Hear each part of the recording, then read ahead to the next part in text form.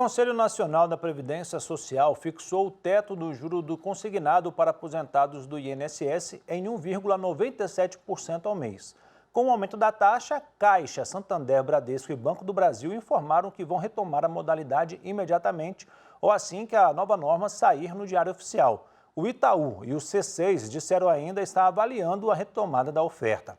Os bancos haviam suspendido a oferta após o CNPS aprovar no último dia 13 um teto de 1,7% para o juro mensal da modalidade.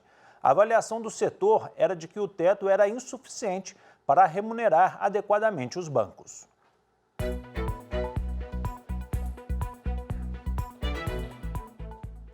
A proximidade da Páscoa faz com que aumente a procura por ovos e outros produtos produzidos com chocolate. Os preços têm assustado o consumidor, que deve ficar atento para não cair em armadilhas. O advogado Júlio Moraes Oliveira vai esclarecer alguns direitos do consumidor neste período. Boa tarde, Júlio.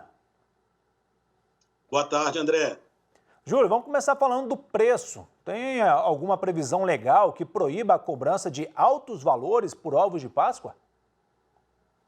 Tem sim, André. A gente tem o artigo 39, inciso 5º, e o artigo 39, inciso 10 do Código de Defesa do Consumidor. O artigo 5º fala que é proibido ao fornecedor exigir vantagem manifestamente excessiva, no caso, o preço elevado do produto, e o inciso 10 fala que o fornecedor não pode elevar o preço dos produtos sem justa causa. Então, existe previsão legal sobre isso.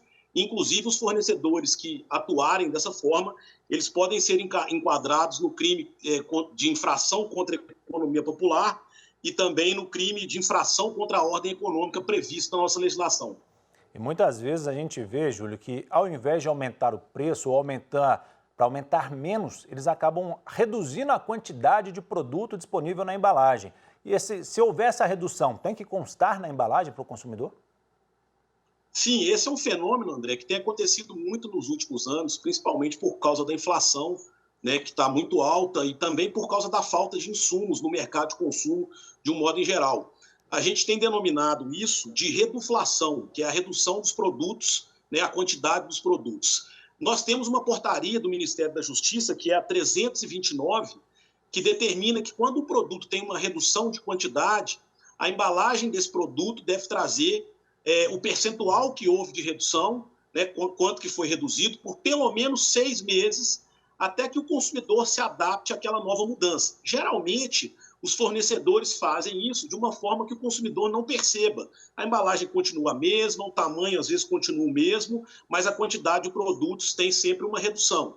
Então, apesar de isso não ser proibido de ser feito, a gente tem essa legislação, essa portaria do Ministério da Justiça que obriga os fornecedores a comunicarem os consumidores na embalagem que houve uma redução por pelo menos 6 meses. E com relação aos ovos caseiros, que a gente vê muito nas redes sociais, as propagandas, quais os principais pontos que o consumidor deve ficar atento? Bom, a primeira coisa é, geralmente, quem vende ovos caseiros vai estar disponibilizando isso na internet. Então, o consumidor tem que ficar atento com isso, porque a gente tem, ultimamente, tem acontecido muitos golpes na compra desses produtos, né?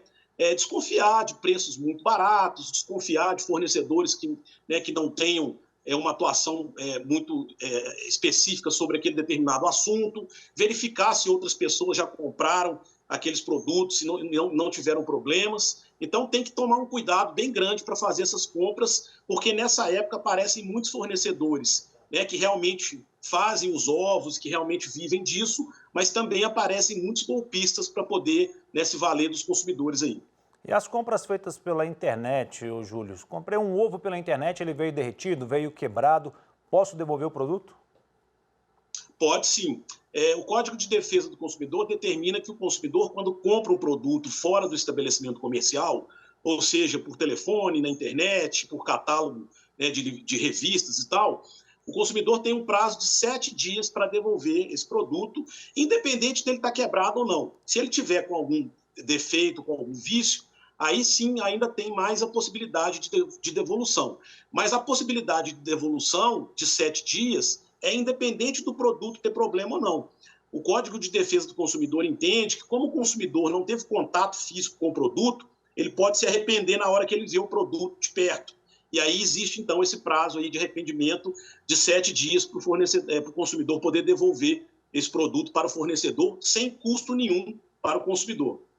E você citou aí, né, alguns pontos que o consumidor tem que ficar atento ao se constatar uma irregularidade, seja um preço abusivo, redução da gramatura sem informar, comprou um produto que veio com defeito. Como que o consumidor deve agir e proceder para ter seus direitos resguardados? Bom, a primeira coisa é procurar os órgãos de defesa do consumidor, né? A gente tem os PROCONs nos municípios aí que o consumidor pode estar entrando em contato.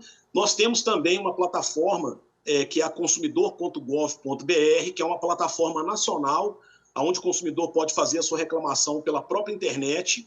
Só que essa plataforma normalmente só vão estar cadastrados grandes fornecedores, né? Lojas grandes, de grandes departamentos, que normalmente estão lá. Para esses fornecedores pequenos, individuais, que normalmente fazem os ovos, a solução é mesmo procurar os órgãos de defesa do consumidor do seu município.